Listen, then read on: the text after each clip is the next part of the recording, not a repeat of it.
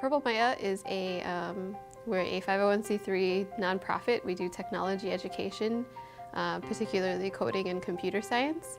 And the entrepreneurship comes in because we're not just teaching students how to be really technical experts. I mean, some of them are really into that, and that's great, but we're trying to focus on this idea that technology is, it's bigger than that, right? It's the whole team that makes a product that's going to help a community or help a certain type of person. The idea is that if the kids, particularly our native Hawaiian local kids, can see themselves in the technology, then they'll feel empowered that this is not so difficult and they can actually do it too. We're going to add a component. It's going to be a new script.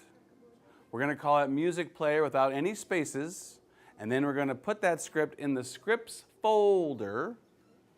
And then we're going to open up that script so we can start coding.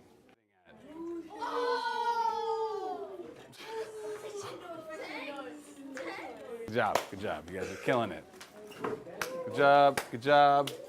Hawaiian cultural values are super important to us, and we see a need for grounding the learning that students get and the education that they get about technology in kind of a Hawaiian worldview and in the cultural values that Hawaiian people and local people share and really value.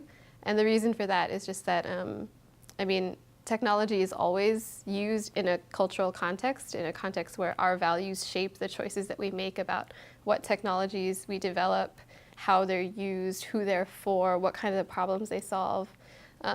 So unfortunately, if most of the technology that's being created is being created by one group of people and one group of cultural values, that's going to leave a lot of problems unsolved. That's going to leave a lot of people out of being able to truly benefit from the things technology can offer.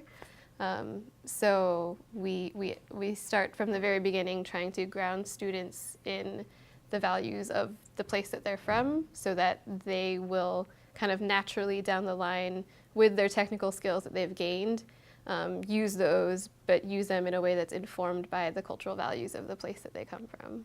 I'm always asked as one of the co-founders of Purple Maya, what are your kids going to be able to do? So the Purple Prize is actually an experiment or actually trying to bring the future forward and showing folks like, these are the kinds of projects, these are the kinds of ideas that our kids will eventually be able to participate in and develop projects towards. So a Purple Prize is a contest of sorts that seeks to bring together cultural practitioners and technologists and ask them to collaborate and talk and share, what they're working on in the hopes that they can develop projects, prototypes that solve big problems. The Purple Prize is all about actually making the connection between Hawaiian culture and technology. Often they're thought of as being like opposite poles, but that's not really the case at all. A lot of it has to do with our definition of technology. Like, people think something has to run on electricity for it to be technology. But actually, like, the ahupua system is an ecological technology. Fish ponds are an amazing technology. Lo'i that take the water out of the stream and then return it in a better state than when it came in. Those are all technologies. So that's why we start off the Purple Prize on launch day or on kickoff day with a visit to Kanewai Lo'i, because it's a really great model of what the technology of a papa lo'i looks like and how it works. And for a lot of the tech industry professionals that attend, it could be their first time or one of the few times that they engage with a lo'i. So it's usually or the last 2 times we've done it anyway, it's been an amazing experience for them, and they get muddy and they get to experience that. This is all the food for the lo'i.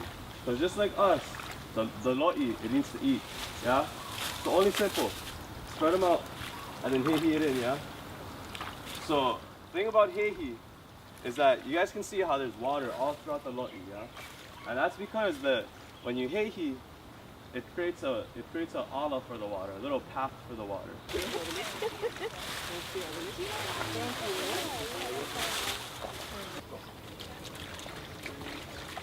Yeah, play with each other. The contest itself is explicitly a contest to ask people to bring together cultural values and cultural knowledges and even cultural technologies along with sort of contemporary high-tech digital technologies and computers and things like that. And why we started off at Kanewai was to ground, folks. Very rarely do folks get a chance to kind of participate and get their feet and their hands dirty and work together and learn sort of the values that enable, folks to thrive and prosper here in the islands. And so, if we're talking about developing technologies with a Hawaiian worldview, we should participate and kind of engage in cultural practices and put on that frame of reference when we start to then think about technologies or ideas to go and solve problems with. Last year, the first place team, they had developed Internet of Things sensors to be in wetlands or be in lo'i to be able to monitor aspects of water quality and nutrient levels, to just kind of create another tool for kalo farmers to be able to do what they do with a little bit more data or data gathered in a different way. The second place team was actually a family, like a family that homeschools their kids. Some of them have coding experience and are developers. So they actually formed a team. There was kids on the team. There was mom. There was like uncles, and they got together and built a app.